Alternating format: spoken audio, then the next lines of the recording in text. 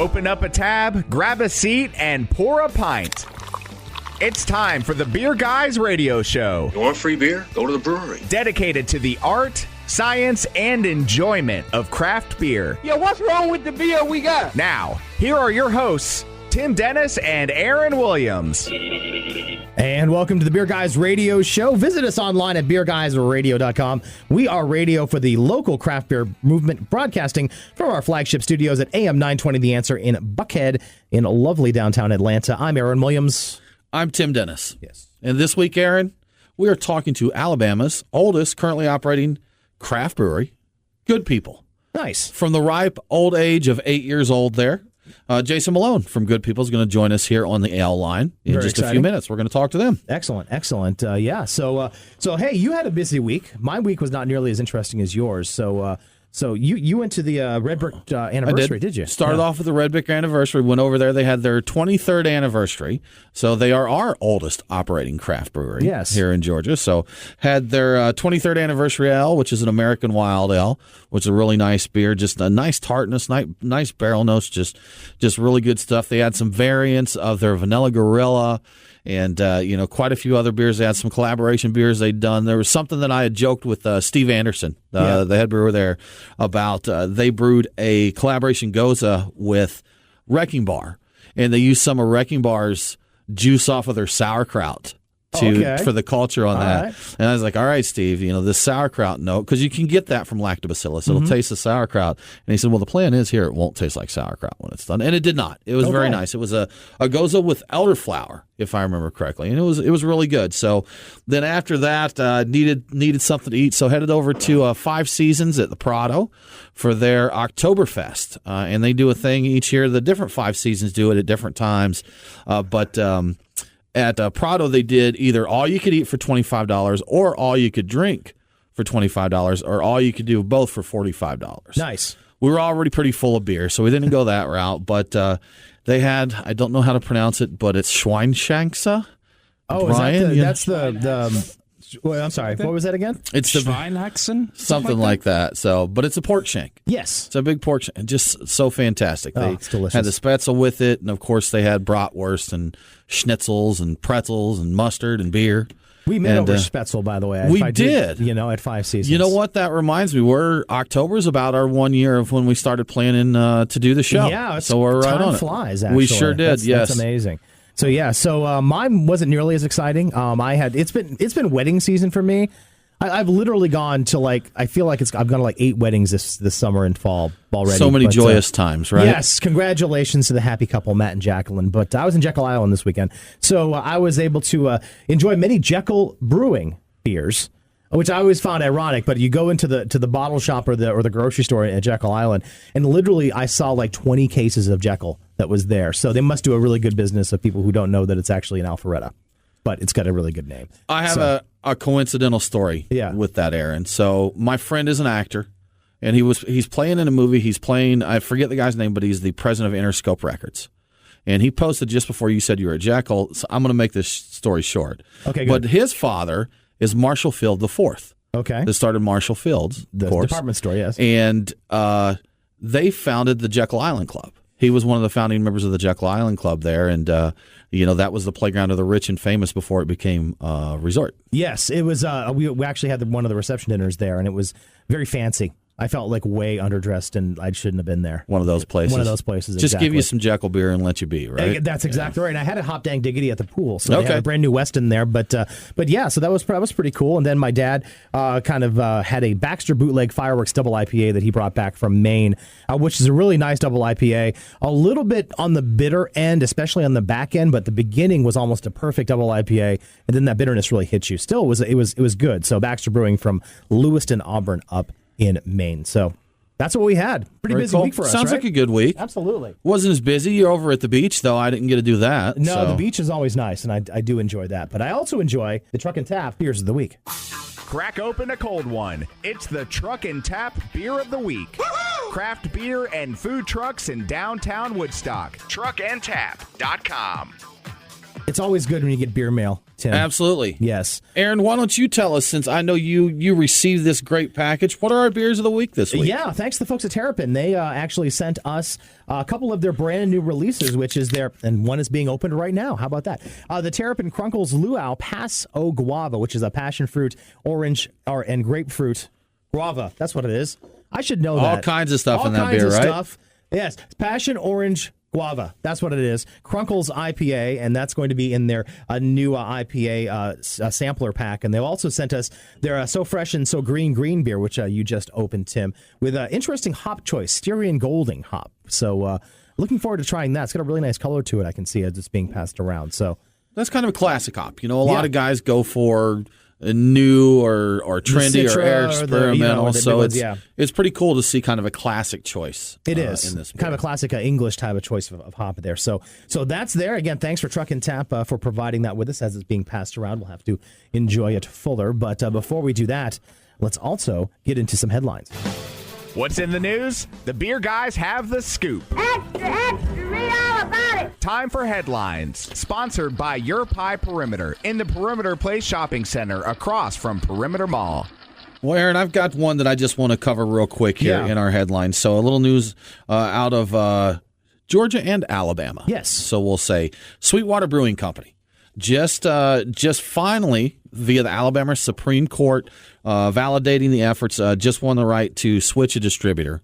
A 4-year battle that they've been trying to switch distributors over there. And just to address this, to key in on what a pain it is if you want to switch a distributor under the 3-tier system. Exactly. And no matter the reason, if you're not happy doing business with somebody, you should be able to make a change. I do business, 30-day, 60-day notice to get out of a contract or whatever. Yeah. Seems quite reasonable. Yeah, that's not the way. Radio's a 30-day contract for us, typically, yeah. But that's not the way it works with beer and with distributors. The franchise law does need reform. Now, fortunately, Sweetwater is a bigger brewery. They're able to. I'm sure they didn't want to spend the time and resources on this, but they were able. They were able to do it. Most of our other breweries are nowhere near the size of Sweetwater, and this could literally crush a brewery. It could close them down if they try to do this kind of fight. If they're with a distributor and they don't care if they're not being properly taken care of there, they don't really have a recourse. There is a process to make the change, but it's risky. Yeah. So just congratulations, Sweetwater. Yeah, you did win this, and just a little note there on the process to get it done over a 4-year legal battle, and most of our craft breweries could not do something like that. Exactly, and basically for a lot of folks, that would be a 4-year legal battle where you just couldn't distribute your beer, which meant you had no income coming in, which meant you're out of business. Because, again, they're scraping by on barely anything. You pretty much are beholden to your distributor to make sure that your beer gets sold. And it's not right. No, of course it not. shouldn't be that way. So. No, it's a small business issue, and again, we'll keep the fight up and keep pushing for better beer laws in Georgia, in Alabama, and elsewhere, and hopefully we'll get those coming up here in the next upcoming months. So, a couple of good news, though. Over in Alabama, Mobile, Alabama, is starting to blow up in the craft beer scene. They've opened, or at least they're planning on opening 2 breweries right now. Serta Brewing Company, they're going to be located again in downtown Mobile. They plan on opening a summer of 2017. And then there's also another one called Haint Blue. I have no idea what Haint Blue is. No. If it's a color or if it's on Can we get some Googling going there? Find out what Haint Blue is? What Haint Blue is. We'll see.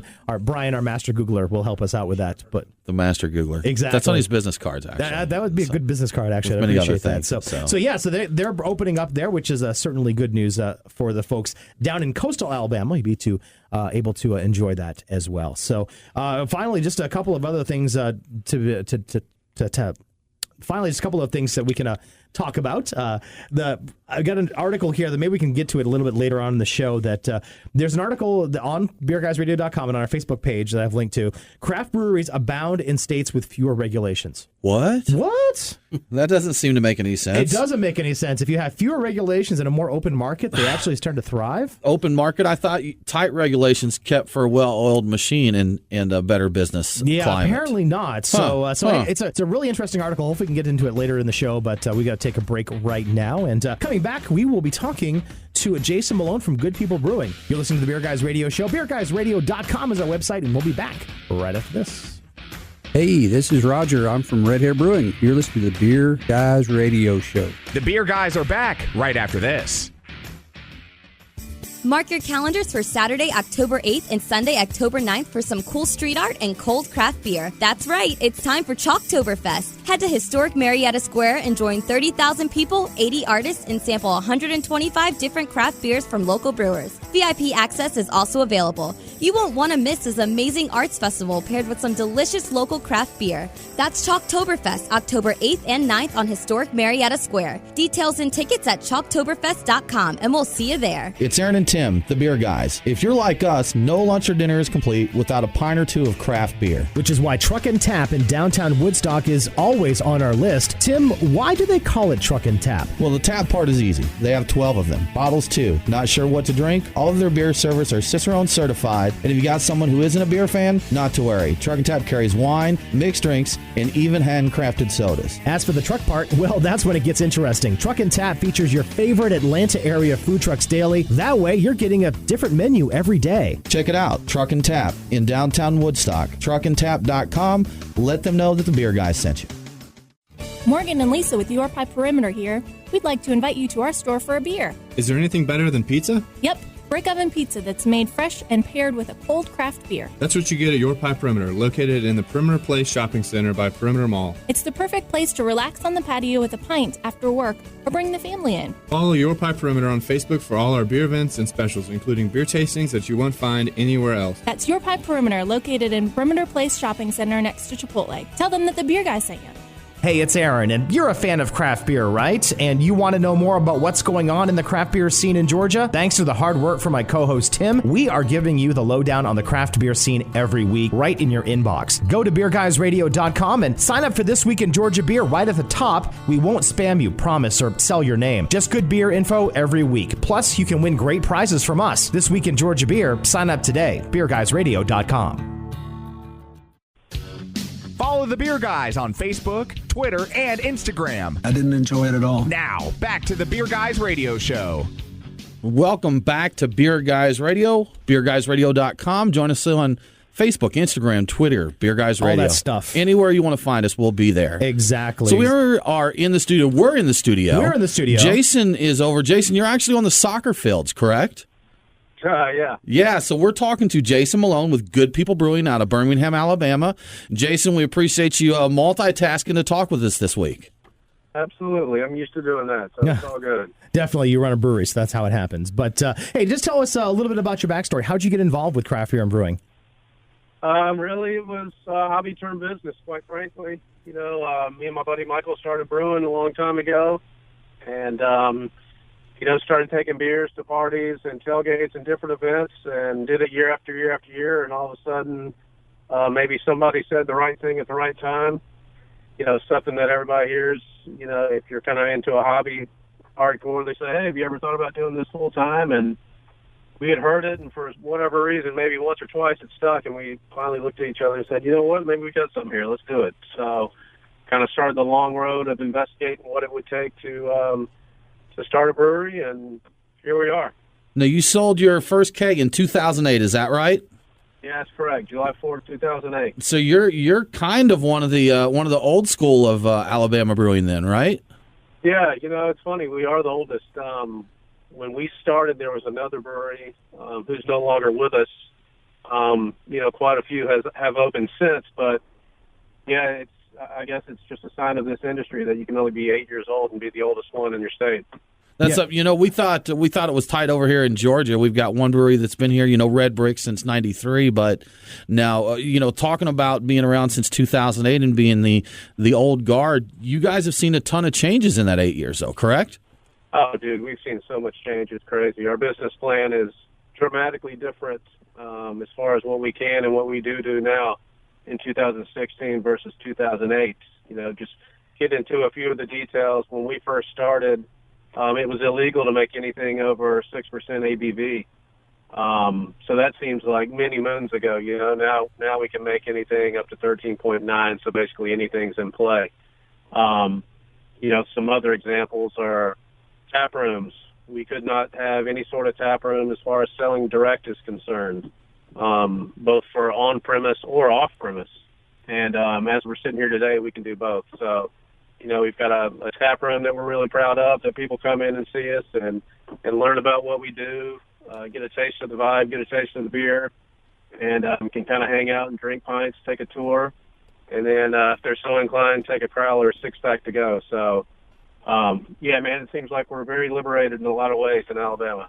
So you decided to start it during hostile times over there, so to speak, right?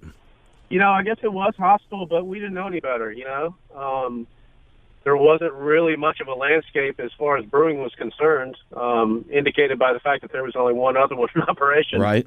And, it was clear that there was at least some percentage of the population that was really was really wanting, a more of a brewing craft beer scene in Alabama. So some of the laws definitely weren't friendly, but, the landscape other than that, as far as consumer willingness to try and educational groups going on, educating people like Free the Hops, in a lot of ways it was a really friendly environment. So what do you think over that time? Is there one thing that sticks out as maybe something you've learned or a lesson through all of these changes? Oh, wow. The tough questions, right? Yeah, exactly. Yeah, dude. The power of the people, not to be cliche, but, we've accomplished so much in this state through what really started way back in 2009, 2010 when Free the Hops first got the ABV law changed. That was a total grassroots effort that really got a law that people said would never get changed. And out of that, I think really valuable lessons were learned in regards to the legislative process, how to go about change, what type of expectation to have when you're seeking change, how to organize the efforts, and lessons learned way back in 2009, 2010 on that first successful legislative win have really paid dividends in some of the other ways that I expressed earlier. In 2008, we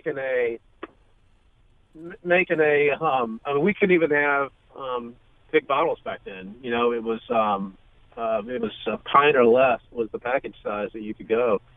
And now in 2016, think about then, to think that we would be able to sell in our tap room a 750 bottle of 10% ABV beer. I mean, it was just not even on the radar screen.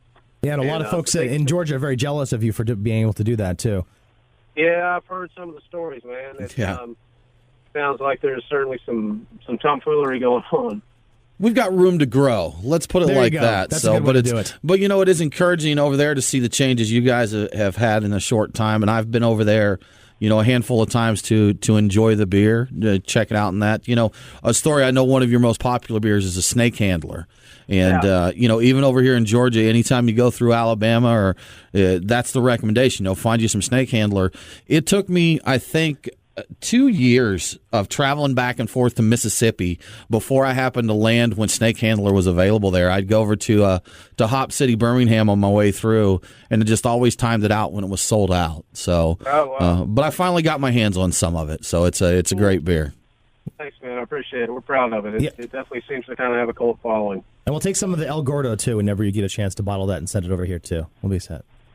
Well, keep your ears tuned in to social media and whatnot, because we'll be having some El Gordo news here pretty soon regarding some really cool bottles. Nice. Looking forward to that. And, of course, we're talking with Jason Malone from Good People Brewing in Birmingham. Say that 3 times fast. Now, of course, you've also, we're talking about not expanding into Georgia, you guys, but you just recently completed some distribution into Tennessee. Are you going to expand further across the Southeast? Yeah, we certainly have plans to. The landscape in this space, in this industry, is always changing. So, we try to stay nimble as far as our business plan is concerned and our strategic distribution plan. What makes sense one day might not make sense a week later, it seems. But as things look now, we're definitely going to be expanding into the Georgia area. If I had to guess, I'd say 2017. Okay, that's great news. Excellent. So you don't have to go to Alabama for your Snake Handler, hopefully, that's right. Next year. Find it here. That sounds like a plan. Sure. Excellent. And, of course, you also recently bought a new can labeler, too. Has that helped your process and your efficiency? Man, that's been huge. We thought that it would be, but to kind of actually see it running and to see the new cans out on the shelves and see how small of a batch we can really run efficiently, it's really been a game changer. We've had seasonals that we've loved doing and that the folks here seem to like drinking a lot. And, you can only do so much when it's draft only. So cans are really great in a lot of ways, but the limiting factor on cans has always been the amount that you have to buy since they come pre-labeled. And, if anybody's been to CBC recently, they can tell that if brewers have a problem, there's one or two or three equipment manufacturers who have figured out a way to fix that issue. And these can labelers are really great, man. So now we can run, small batches of beer, just do a 160-barrel tank, for example, and all of a sudden we got 550, 600 cases of beer that we've never had before as far as our seasonals are concerned. So we're really happy with how that program's going. That was something when I saw the labels and like the shrink labels and just the stick-on labels, I knew that could be a game changer for breweries because I know there's at least one brewery here that was dropped by their can manufacturer because they just weren't big enough to do those kinds of orders. And it's something that just, we have breweries here that are changing over to all cans because of this, the availability now. And it's really nice to see, kind of like you said, that there's companies that are filling that void out there and making this more tangible for smaller breweries. There really are, man. When we first started, it seems like there were two canners available. There was the one we got for the small guys, and then there was the one that Budweiser used, and nothing in between. And now, just the number of suppliers that are really helping this industry grow is pretty phenomenal. Awesome. Jason Malone from Good People Brewing. Well, stick around. Can you stick around for the second break, I guess? Would you be good with that? All right, cool. We'll talk beers with Jason from Good People Brewing. We're listening to the Beer Guys Radio Show. BeerGuysRadio.com. We'll be back right after this. The Beer Guys are back right after this. The Beer Guys Radio Show on the Beer Guys Radio Network. BeerGuysRadio.com. Hey, it's Aaron. I want to give a quick shout out to our newest sponsor. It's HopSpot Beer Tours of Atlanta. Now, there's a lot of tours out there, but what makes HopSpot Beer Tours different? Well, you get exposure. There's more to Atlanta craft beer than just breweries. A HopSpot Beer Tour gives you the who, what, where, and when to craft beer right here in Atlanta and the state. Education. Whether you're a native, a transplant, or a visitor, you'll always learn something new. And connection. HopSpot connects you to guests, local breweries, and businesses to create those lasting relationships. We invite you to check out what makes HopSpot different. Like them on Facebook, follow them on Twitter and Instagram at HopSpotATL, and of course, visit HopSpotBeerTours.com. Use promo code BeerGuys10 and receive 10% off your order. HopSpot Beer Tours. Hop on, get connected. That's HopSpotBeerTours.com. Mark your calendars for Saturday, October 8th and Sunday, October 9th for some cool street art and cold craft beer. That's right, it's time for Chalktoberfest. Head to historic Marietta Square and join 30,000 people, 80 artists, and sample 125 different craft beers from local brewers. VIP access is also available. You won't want to miss this amazing arts festival paired with some delicious local craft beer. That's Chalktoberfest, October 8th and 9th on historic Marietta Square. Details and tickets at chalktoberfest.com, and we'll see you there. Morgan and Lisa with Your Pie Perimeter here. We'd like to invite you to our store for a beer. Is there anything better than pizza? Yep, brick oven pizza that's made fresh and paired with a cold craft beer. That's what you get at Your Pie Perimeter, located in the Perimeter Place Shopping Center by Perimeter Mall. It's the perfect place to relax on the patio with a pint after work or bring the family in. Follow Your Pie Perimeter on Facebook for all our beer events and specials, including beer tastings that you won't find anywhere else. That's Your Pie Perimeter, located in Perimeter Place Shopping Center next to Chipotle. Tell them that the Beer Guys sent you. Ahoy there, mateys! Hunting whales? We've got you covered with Tim's Whale of the Week. Lots of stuff on the Whale of the Week, it looks like to me. We've got a few. There's a few things going on out there. So a couple that are releasing today, actually. Should be around for a little while. Yep. So, go out there, get them while you can. But through this weekend, Creature Comforts released their latest collaboration brew with Arizona Wilderness Transmission. That's a nice one. Which is a citrus saison. So definitely check that one out. Bottles available at the brewery on that one. So go over there, check them out. Today is Burnt Hickory's DeKreutzen Day. All right. And they're releasing the DeKreutzen bottles and special special variant called Man in the Trees, which is a maple vanilla rum variant of that one. So that's very good. I've had it in previous years. Real nice. And Three Taverns Hoplicity Double IPA is coming to cans. And that's going to release the 4th, October 4th at Vinkman's. Okay. They're having a release party. And that beer actually won Best of Show at the Strong Beer Fest last year. Nice. I think a few of us here actually had that one last year, the Hoplicity Double IPA, and me even, as you know, at the time, I was very much not an IPA guy. Say, yeah, that's not your style. But I said that I really enjoyed it, so I'm excited to see that one coming around. Excellent. Lots of good stuff for the Whale of the Weekend. We've got lots of good stuff as well. We've got Jason Malone from Good People Brewing back with us for the second half of his interview, so thanks for joining us again on the flip side, Jason. No problem, man. All right, we'll get you back to your soccer game in here in just a second. But first, I want to talk about your beer. Now, we talked earlier in the segment about your canning line and the ability for you to do some more seasonal releases. You just released a Mumbai Rye, which is going to be your fall seasonal. Can you tell us a little bit more about that? Yeah, man, that's a seasonal that we've been doing now for, probably 6 years or so. Mm-hmm. Rye IPA, a little over 7% ABV. Nice, spicy, component coming from the rye. Nice herbal, earthy hops. It's really nice, medium-bodied. It seems to be really popular, man. Now, is there a note to that makes it a Mumbai Rye, or is that just a catchy name for it? It's just a catchy name. Okay, that works. That works. I guess it's a semi-pun. The India portion of the IPA, of course, then the rye component, Mumbai Rye. Okay. I guess it rhymes. That works for me. There you Absolutely. Go. And somebody came up with some cool art for it, so it works. Yeah, I did see the can art, and that looks really good. So, Jason, you know what? We're actually going to open a beer here in the studio, and unfortunately, since we don't get good people over here, and I drank all the snake handler I got, we're actually going to open up something from Terrapin. That's right. Terrapin sent us some beer mail here this week. So I'm going to start with the Luau Crunkles, which is a Passion Orange Guava IPA. Are you good with that? Very nice. Excellent. Now, I used to live in Hawaii, and I know Passion Orange Guava is a big drink over in the lovely islands, and so I'm interested to see how this tastes. So pass this around. Now, Jason, back to your beers here, what we're here to talk about. You have 5 year-round releases, plus you have 4 seasonals. Out of those, what are some of the most popular? It's funny. We kind of have a pretty wide portfolio of what I would consider everyday core beers. I call them refrigerator beers, Go and open any craft beer drinkers, and you'll see these styles, IPA pale, all the usual suspects. But we also have the beers which seem to develop cult followings, more of the beer nerd beers, if you will.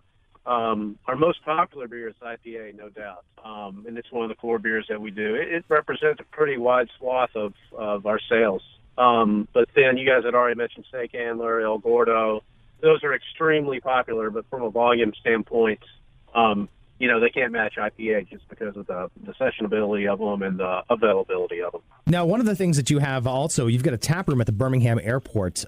Is that important for you to kind of maybe bring more people into the craft beer fold and more specifically get you exposed to your product? Yeah, we think so. I mean, you definitely have a captive audience in a place like the airport, That's right? True, They're not going anywhere. So a bunch of people walk, by there, both to and fro to their flight. So we think it's a great time. If they got a hole up in the airport for a little while, they might as well come in and learn a little bit about us, drink some good beer, and if they're leaving town, hopefully they're telling people, or if they're coming in town for a trip, then hopefully they're buying some while they're here and coming and visiting us and some of the other breweries in town. Yeah, it's interesting. It says, I read that all of your Birmingham workers are Cicerone certified, so that's always a good thing. I know that we've tried a couple of times at Hartsfield-Jackson to open some craft beer bars, and that has been an issue, I think, for them. So that's good to have that control of the people that are actually serving your beer on site. Yeah, man. Definitely. So now, speaking of another site, I want to talk Funk Farm. The Funk Farm. Yeah. The Funk Farm, That man. sounds like my kind of place. I was going to say, it's right up Tim's alley, so I'm going to let him take that one. So yeah, tell us a little bit about that program, how it's going.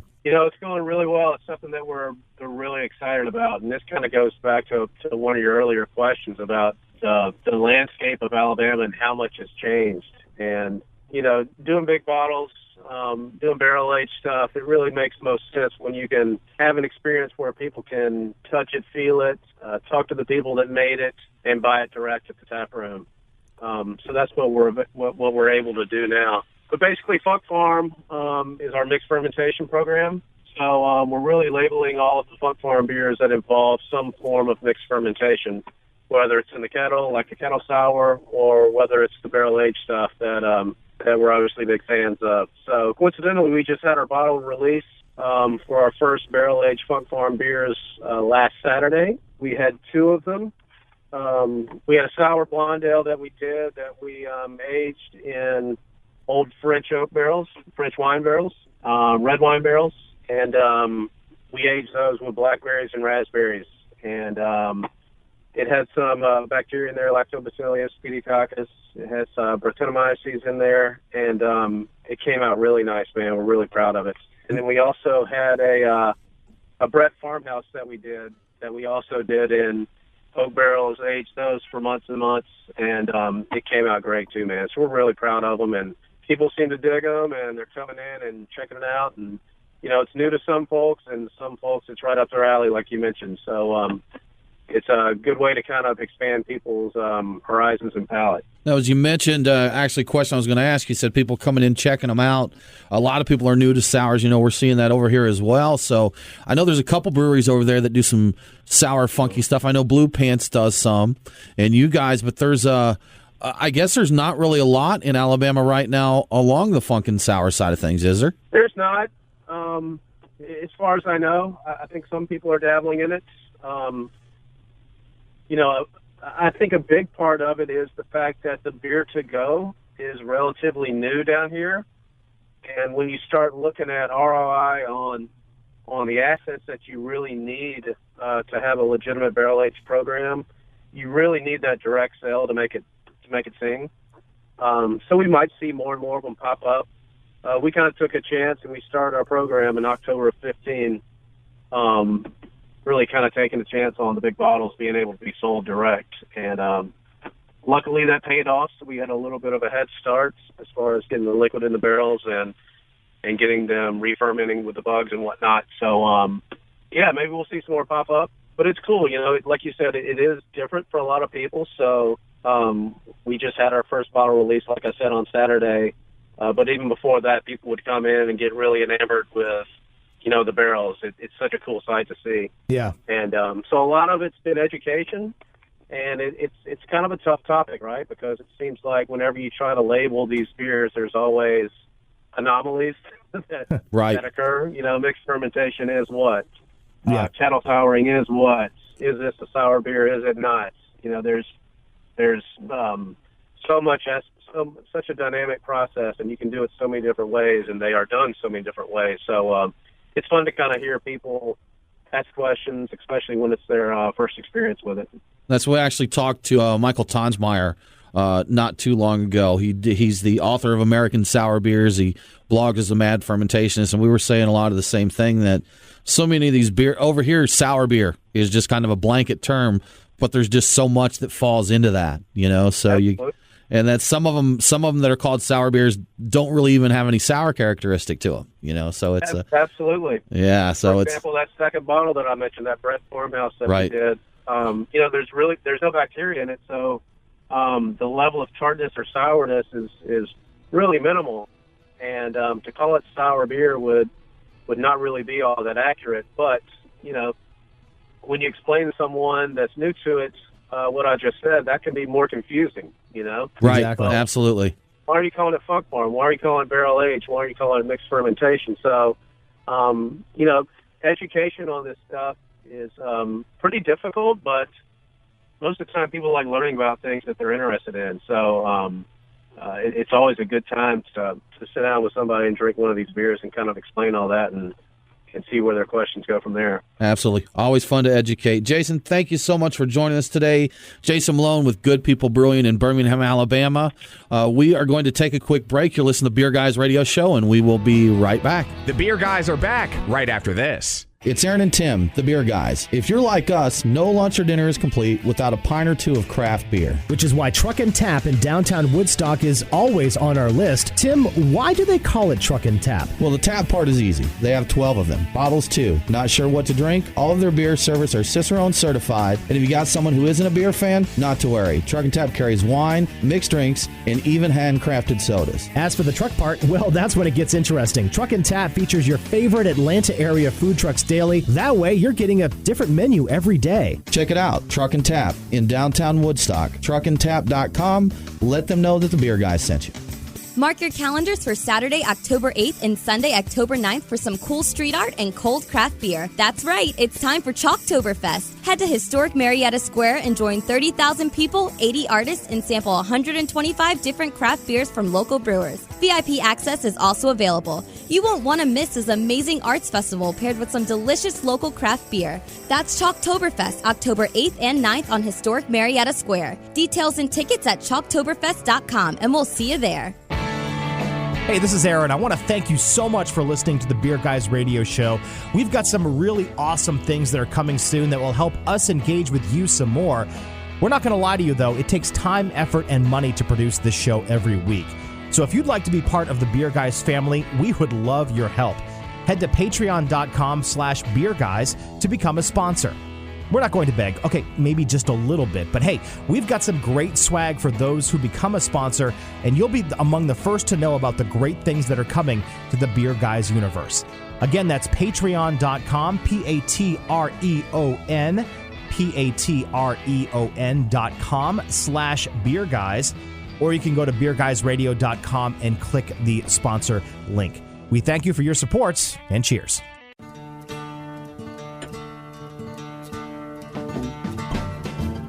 Follow the Beer Guys on Facebook, Twitter, and Instagram. Uh-oh. Sounds like somebody's got a case of the Mondays. Now, back to the Beer Guys radio show. And Beer Guys Radio, segment 4. It's gone by so fast. We've got a great event coming up here in a couple of weeks in Atlanta. It's called Chalktoberfest, and it's going to be on the Marietta Square. And I talked to the person in charge, Sally McCauley. Let's listen in. On the line right now, I have the executive director of the Marietta Cobb Museum, Sally McCauley, and we are going to talk all things Chalktoberfest. Sally, how you doing today? I'm doing great. Thanks for having me. Excellent. Now, Chalktoberfest, of course, it's October. But where does the chalk part come in? We have 88 professional chalk artists coming from 3 countries to chalk the streets of Marietta. We're closing the whole square down. So I'm assuming it's a lot more involved than the drawings that my children make. Oh, totally. It is masterpieces on the street, and this year the theme is Old Masters, so we're doing Da Vinci, Vermeer, Michelangelo. I mean, it is going to be incredible. So if you don't have the chance to maybe go to the Louvre, you can do the chalk version on the streets. I like that. Absolutely. Excellent. Now, of course, we are the Beer Guys radio show, and while we love art, we try to be cultured as much as possible. I'm interested in the beer. So you've got a beer fest going on in conjunction with that. So yes, tell us about that. Yeah. On Saturday, October the 8th, from 11 to 5, we have a craft beer festival, over 125 craft beers for $35. You can taste every single one of them. And it looks like you've got a lot of local craft breweries involved, too. We do. We have Red Hair. We've got Terrapin. We're using United Distributors. Mm-hmm. We're using Atlanta Beverage. We're using Savannah Wholesale, or Savannah Beverage. I forget their official title. That's okay. We know they are. But we've got some fabulous beers, and we, it's just going to be a wonderful event. Yeah. Are you a craft beer person yourself? I am. I love craft beer. What's your favorite? I like Terrapin. I like the ciders. Mm-hmm. We're going to have some ciders there. Oh, very cool. Okay. Yeah. Let me think. We're going to have Orpheus there. Okay, great. Treehorn cider, Eventide, Sweetwater Terrapin. Just to name a few. Sure. All of them are pop into my head. There's so many of them. Now, of course, all the details I know are on your website, correct? Absolutely. And what's the website to that? The website is chalktoberfest.com. That's super easy. You can also buy tickets there too, right? Yes, absolutely. In fact, if you go on and buy now, it's $35. Okay. Or you can buy our VIP ticket, which is $75. And let me tell you what you get for that. Sure. We have got a separate VIP tent that is going to be leather furniture. Specialty beers. You're going going to get a commemorative glass. You are going to have private bathrooms. So it's going to be, it's just a super deal for $75. You can taste specialty beers there, and then you can go out and taste the regular beers as well. That sounds awesome. We're talking to Sally McCauley. She's the executive director of the Marietta Cobb Museum of Art. And real quickly, tell us about Chalktoberfest. How did this get started? Okay, so I flew down to Sarasota, Florida. They have a huge chalk festival down there called the Sarasota Chalk Festival, and they had 350 artists from all over the world. They also had about 350,000 people and an economic impact of $10.2 million. Wow. So I just thought I can bring this to Marietta, and about 4 years ago, I started with 2 artists, and then I had 20, then I had 40, 60, and this year 88. Excellent. So that's a lot of chalk people on the side of this road. And all they do is they go all over the world in chalk. I mean, that's their job. And you know what I mean? Some of these drawings are absolutely amazing. I was just on your website, and, you couldn't really tell the difference. They're absolutely amazing pieces of art out there. Oh, my gosh. We have these 3D pieces where it looks like a hand is coming off the ground, or you're stepping into a hole, or 2D pieces that, look exactly like the pictures from Da Vinci and Vermeer. And I mean, I just get so excited talking about it. And, when I say chalk festival, people think sidewalk chalk, like you said. Yeah, exactly. Yeah. But if you come one time and see the masterpieces that are created, you're going to be like, when is the next one? I want to come. I mean, it is just so amazing. And that's what we do. We bring art to the community. We build community through art. And so I started the beer festival last year as a way to bring in a whole different crowd that aren't normally exposed to the art. And then they go out and they see the art. Our beer festival is totally different than any other festival. What happens is with your ticket, you get a wristband. You can go, you get a cup. You can get a taste of beer, or you can get a full beer. Okay. And you can walk around and see the amazing art and come back and get another beer. You can sit and listen. We have concerts all day, both days. We have A1A Jimmy Buffett concert Saturday night, starting at 8 o'clock. The Paul Hand Band is at 6 o'clock. So it's not like you're hemmed into any one area like most of the chalk festivals are. You can bring your kids.